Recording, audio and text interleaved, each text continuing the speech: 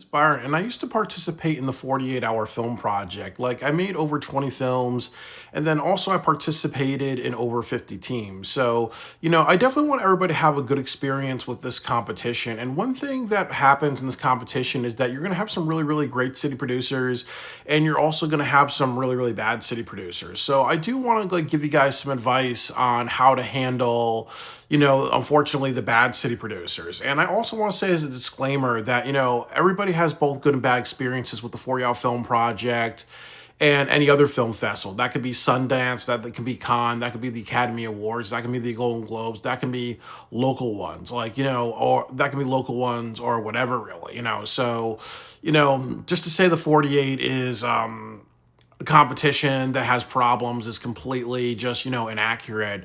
And then also too, I want everybody to have a really great experience because ultimately this helps the 48 get better, and then this also puts accountability on the laps of people who are doing the right thing, and also people who are doing the wrong. So the reason why this is really important is that I've known that there's been many people who have done the 48, and they spoke badly about the competition. So sometimes what happens is that if you don't have a good experience, you can actually hurt your own reputation. The other thing too is that there are some people who have stopped doing filmmaking because they've had bad experience with the 48. So it can definitely discourage you from being a filmmaker. And then also too, it's a lot of just mental energy, and I do think it's unfortunate that sometimes in life, people just don't care about our experience, or they care about just, giving us a bad experience, so we just get unmotivated. So I really just am doing this video because I really want everybody to be, just know how to deal with different situations and just walk out of it bigger, better, and stronger. And then also the other thing too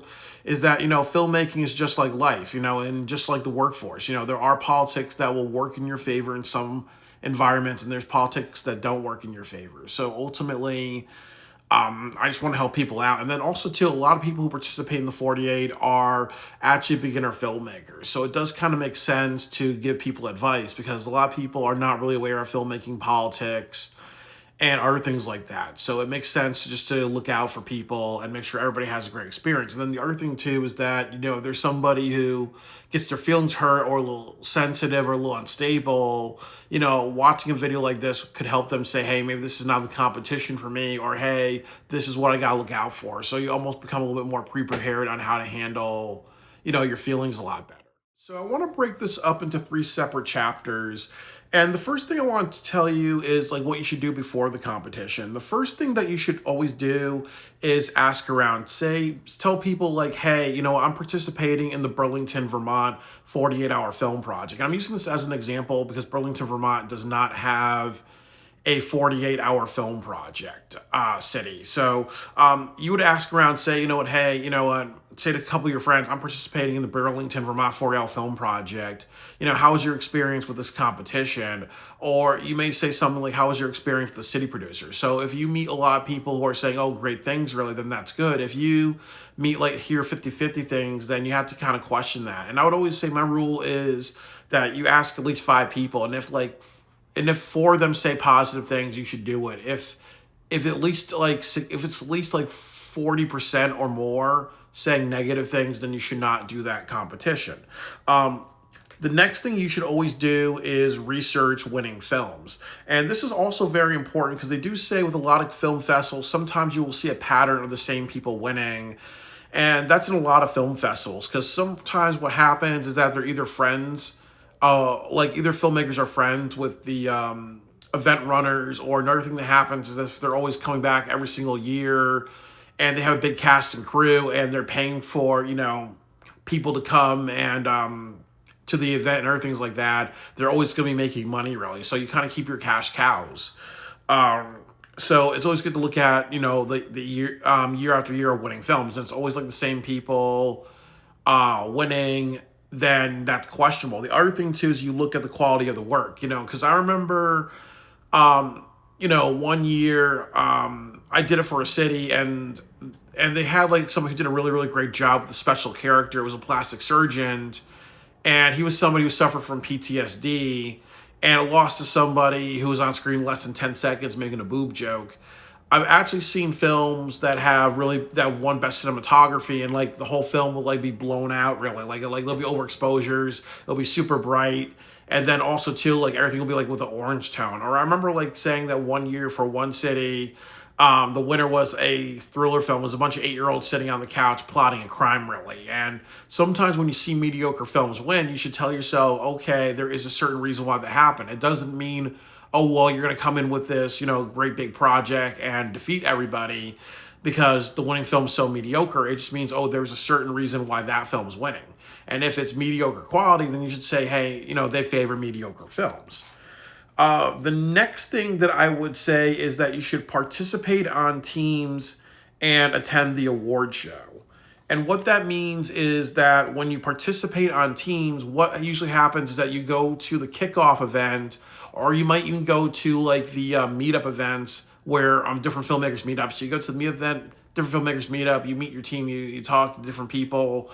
You go to the kickoff event, and then you go to the drop-off event where people turn their film, and then you go to the award show. This is all very important because you get to see how the city producer responds, really. I've told the story, too, when I did it for a certain city. When I was at the meetup event, there were some people making some racist comments to me. Like, they're saying, things like, it's great that black people are doing this year. Why don't you want to work with us that blacks work with blacks? And there are a lot of just friends of the city producer making comments about my skin color. So that automatically tells me, why should I participate? The next thing is that I remember going to another kickoff event, and I remember like overhearing the city producer saying, they did a video online saying that this is a fair competition, and then at the event they're saying to some of my friends, I'm just gonna sit with the judges and pick who I want to win, who I want to win. And then I also remember like going to one of the screenings. There was a city producer who said something like that, there's like 13, 14 states, and they're going to make sure that it's like one big district, really. So you have like a better chance of winning. So it's like, instead of like all 50 states going up against each other, it's like 37 states going up against each other. And then, a certain amount of states that are in their own district, really. So you have like a 113 chance. And they said that they're the ones that pull favorites with Mark Rupert to make sure that happened, really. And I also remember like going to an award show, and I remember like, I turned in a film, and the city producer said whatever film Byron created. I remember like there was one film that was nominated over 20 times. Like it was a Women in Film award. So 20 women were nominated on one team for an award, really. So I've never seen that in any, like, the Oscars won't even do that. Like you see Best Supporting Actor or Actress, 20 people in that.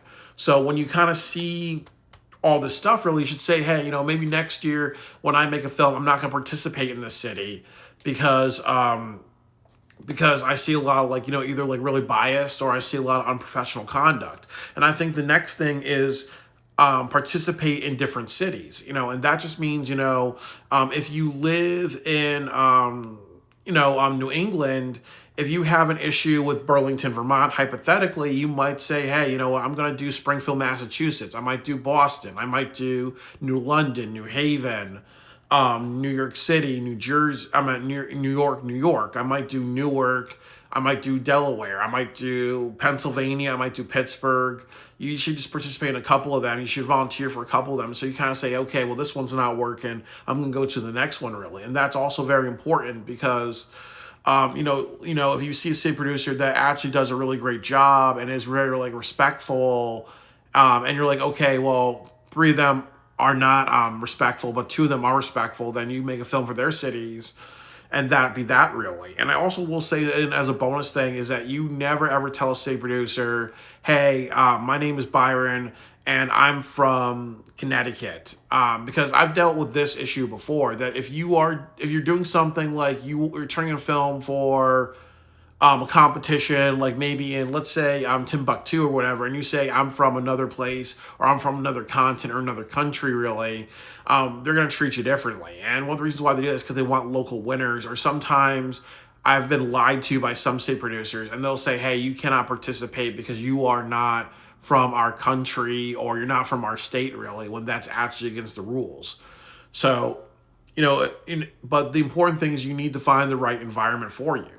And it's important because you need to make sure that you are not putting yourself in a situation where you're like, okay, well, my local city producer is problematic, therefore that's the only thing that I can do, really. No, you have to find the right environment. So the next part of it is I want to talk about when you deal with disrespect. First of all, I would tell you guys you are not alone, really. That I remember I had an issue with a city producer. Then I talked to a couple of my friends about it. And they said, like, oh, well, they had an issue. Another person had an issue. Another person had an issue, and whatever, really. So obviously, the first thing to tell you it's you're not alone, really, because it may feel very, very personal, but you have to kind of say if they've been giving you a bad experience, it might have done that to other people. The other thing I'll say is that in the film industry, everybody gets screwed over, really. We all get taken advantage of. I don't want, I hate using this example, but I have friends who are porn stars, and it usually happens in the porn industry a lot, really, where, physically and figuratively, you go in, you're young, you get screwed over, you get pay cuts. They may put you in environments where they force you to do things you don't want to do, really. And you get screwed over in that industry, really, and that's also true of filmmaking. People will say, "Oh, well, you're young, you're naive, you've been in college," or maybe you're young and you believe in paying your dues, so you're going to tolerate a lot of crap, really. Like, there's always people that will find weakness in you, and then also you have to understand human psychology. That there are people that are event runners, and they may have a ego issue. They may be like, "Hey, you know what? I choose all the films." I have a lot of power. I get to choose all the films that win because I sit in on the judging. Oh, well, I'm working very, very hard, really. So I'm working very hard to get everything together, really. So therefore, I should have the power to decide who wins and who loses because I'm already doing enough. And then also, too, there are people who are very narcissistic. They're kind of like, you know what? Well, I'm a city producer. I've participated in films. I've created films. I've done a lot of things for a couple of years. I know more than everybody else, really. And quite honestly, too, if I was a city producer and I had that power, my rule would be serious films will win. I will also have a rule where I would say professionally made films. I would be more biased to a film shot with a red camera that's a serious drama versus like I had a friend who did a film called The Power of Beer where he was wearing a hillbilly outfit, like a big hillbilly beard, big hillbilly overalls, and he was drinking beer and he was falling on the ground a couple of times and he won like 6 awards, really. So, I think everybody has their own bias, really, but you have to understand that, it's a psychological thing. Some people like having power. Some people feel that when they have power, they're owed to do whatever they want with it. And some people also have that thing too, where they might just have a narrative they want to get across, which is it might be their friends, or they maybe say, hey, it's the films that we like. Or they may say something like, hey, this is a fun competition, really. Or, hey, the 48-hour Film Project Awards, they're not really they don't really mean anything unless you make a film with great quality. Like, if you have great cinematography and you win that 40-hour Film Project Award, it's great, really. But otherwise, if you have a film where somebody is drinking beer and slipping on their ass like 15 times, really, and you win best film or best comedy, really, that's not going to help you out at all, really. So they may have the mentality of, oh, well, since this is not supposed to be taken seriously, I'm not going to be serious with award winners, so I'm going to overlook a lot of stuff. So it's important to understand these things because in a way, it makes you feel a lot better because it says, hey, you know what? We all get screwed. Hey, you know what? Just like in work, so there are certain jobs and certain environments where politics work in your favor and don't work against you. Hey, we all understand human psychology, which is that there are people who have ego issues and power issues. And also, there's also mental health issues. There's some people who may have something like borderline personality disorder, sociopathy, maybe some vindictive disorder or narcissistic disorder. So they don't care about, who they screw over or breaking the rules. And I also will say, I think as a final tidbit for this part is everybody breaks the rules in the 40-hour film project. I've been in many situations where city producers will say things like, you can't use guns, you can't use profanity, you have to make it PG-13, really, and that's not the rule. You can make any type of film that you want, really. Obviously, you have to have ethics. You can't make a pornographic film. You can't make Terrifier or something like that, really. But it's supposed to be you can do anything you want, really. The next thing is that there's a lot of city producers who will do this. They'll have a rule of, okay, well, if everybody got their genre and whatever, you can leave a half an hour early. Or they may say something like, okay, well, everybody it's due at 7:30, but hey, I'll be nice and give everybody like a 10-minute reprieve. Or there's a lot of city producers who will say something like they film a film that they like, and they'll say, hey, you know what? You didn't turn in your paperwork on time, but turn in your paperwork a little bit late or whatever. So there's always cheating. And then also, as I said before, and I'll say it again, if there are city producers and they're definitely favoring a film or favoring a person, or they're trying to get narrative across, that's the definition of cheating. You're not treating people fairly, really. So you have to understand there's cheating everywhere. I've known many filmmakers who do the 48 and they pre-write their scripts. I know many filmmakers who will pay people to do their project. I've known many people who will do special effects or graphics or other things, I know like I've cheated like maybe one or two times really, but I've known people who consistently cheat. I've had a friend who said he pre-wrote a script 1 year really. So there is a lot of cheating really. So you have to understand that as part of, acceptance. There is a lot of cheating in the 48. But there's cheating everywhere, and there's advantages and disadvantages given or created everywhere. So, so the next part of it is what you do. The first thing is word of mouth. So it's okay to say something like, okay, well, I had a bad experience in Burlington, Vermont. So you may tell your friends who want to participate next year, hey, you know what? I had a bad experience with this city producer. Let's keep it between you and me and everything like that. I don't think that you should do this competition because of this experience. The next thing you should do is mention it on YouTube.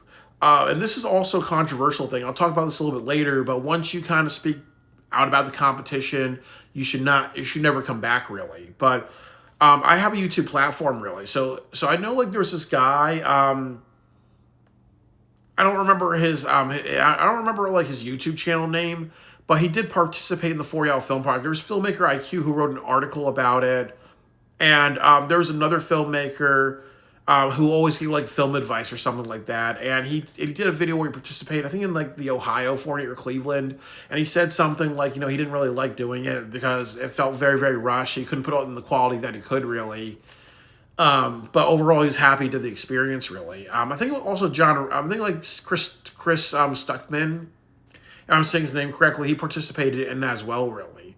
So it's good when people have platforms to do two things. They can say, hey, I participated in the 48. This is my weekend. This is everything that I did. How do I feel after doing this? Is something that I'll continue or not continue? Or there's people who say, hey, I had a really great experience with the 40 Hour Film Project. This is how I feel about it, either good or bad. And I've actually been a judge for one of the cities.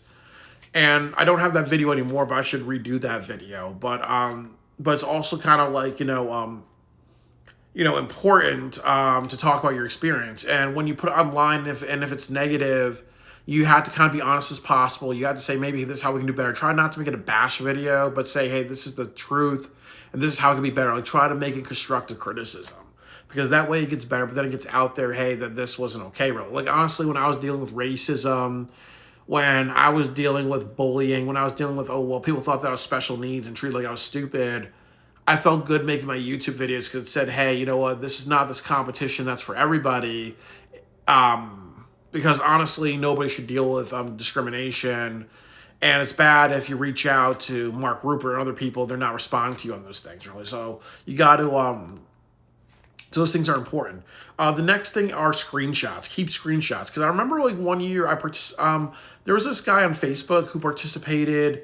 There was this guy on Facebook who was a city producer, and he said something like, I'm a city producer this year for the 48. I'm looking forward to people bitching about awards that they don't deserve, taking a screenshot. I remember like 1 year, I think it was like for Las Vegas or something like that, somebody was talking about how they had a bad experience, and then the city producer responded with, oh, bitch, bitch, bitch, bitch, bitch. And I've actually received cyberbullying from one city producer. I did not keep the emails, but it's good to keep these screenshots. So that way you send it to the president of the competition. And then it's also good because if you want to put it online and say, hey, here's everything that I've dealt with it's good because it says, okay, it's not just you, it's not really just your word of mouth. There's evidence behind it, just like being a lawyer, really. And that's very important because sometimes what happens to a lot of people is that they don't think about that, and then you have your keys to produce, just saying that here's a problem, really. And I would also kind of say that that as I said before, that if you have good city producers, it's always good to email Mark Rupert and people on the higher ups and say, hey, I've had this really great experience. Hey, you know what? This city works out for me, and then email that city producer back and say, hey, I wrote you a good review or whatever. Because you need to kind of build up people who do a really great job in this competition, really.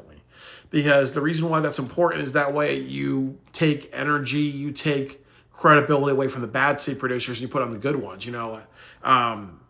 Build up the good people, build up the environment that works for you. The next thing is really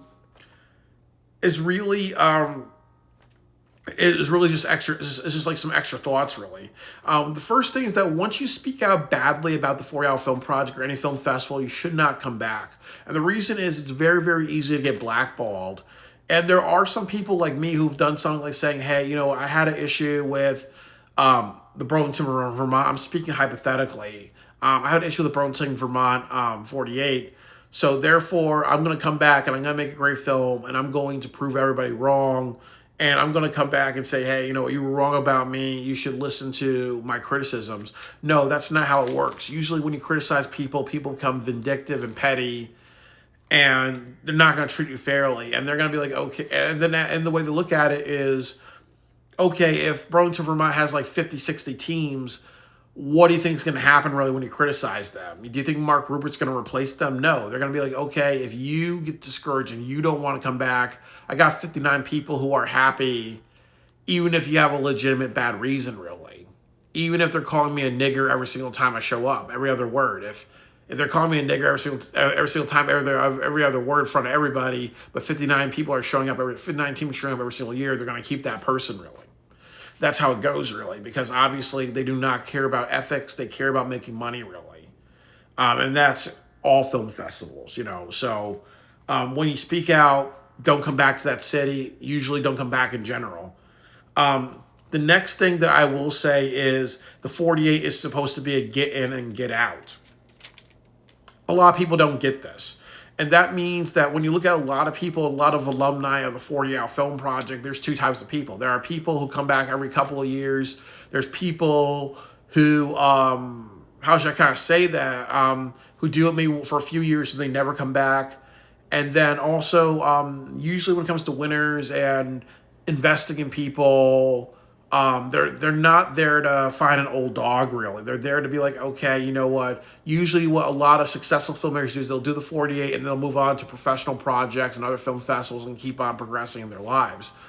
So sometimes when you have bad experience, they don't care, really, because they're like, okay, this competition's a get in and get out. You had a bad experience, get out and never come back. It's almost like going to a restaurant and getting bad diarrhea. You usually don't go back to that same restaurant, but they're still in business. They know that they're going to have tens of thousands of customers, 100,000 customers every single year, really. So it's a get in, get out. So that's kind of why they don't really care in a way, because nobody's really supposed to be there long term. It's very, very rare that people are in the 48 long term. That's usually because they have a city producer that is supportive of them, or the competition supportive of them, or they're kind of naive, or that's just the only time they produce a film, really. But it's supposed to be get in, get out. So you have bad experience, they don't give a fuck because they know that just like with a restaurant, you know what? They're not there. They know that you're not going to be there every single year, really. They know that more than likely you're not going to be there long term. So whatever happens to you, whatever, really. The next thing that I will say is ultimately, there's politics everywhere. I've said this many times in this video. When I got out of college, I had 3 jobs. The first job, I dealt with workplace bullying, mental health discrimination. They took advantage of me because I was a naive person and I worked really hard. The second job I had when I got out of college, same situation. I wasn't friends with a lot of people who worked there, So they made me do the work of a lot of different people, or I was kind of floater where someone was out, I took care of their jobs really. Now I work at a job where I work hard and that's respected and people value me. So it's all about environments. You have one bad experience with the state producer, that's a bad environment. Don't go back to that environment. Try to find other cities. And that's why I say it's important if you want to be successful in the 48, if you want to invest a lot of years in that, maybe 3 or 4 years, volunteer in different cities. Like again, if you're in New England, don't just do New Haven. Do New Haven, do New York City, do Philadelphia, do Boston,